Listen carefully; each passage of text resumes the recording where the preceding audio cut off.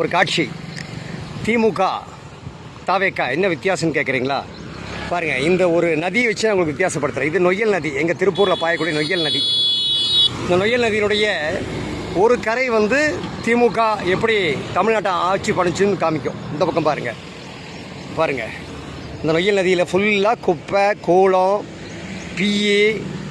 அங்கே பாருங்கள், திருப்பூர் மாநகர முன்னாள் மேயர் தினேஷ்குமார் கொட்டிய குப்பைகள், இப்படி சகலமும் திமுக. இதான் திமுக.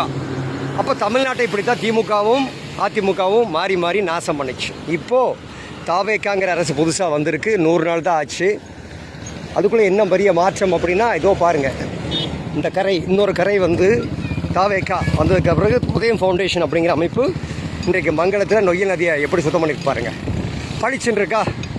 எப்படிங்க? இது தாவேக்கா அரசு. அப்போது நொய்யல் நதியினுடைய ஒரு கரை தாவேக்கா வெறும் 100 நாள் தான் ஆச்சு. பட் நல்லது செய்யணும்னு நினைக்கிறாப்புல அதனுடைய தலைவராக இருக்கக்கூடிய விஜய் அவர்களும் அந்த கட்சியினரும் இந்த தமிழகத்துக்கு நல்லது செய்யணும்னு நினைக்கிறாங்க. அந்த பக்கம் திமுக மற்றும் அதிமுக கட்சிகள் தமிழகத்தை கடந்த 60 ஆண்டுகளாக எப்படி நாசம் செய்ததுன்னு பார்த்துருங்க.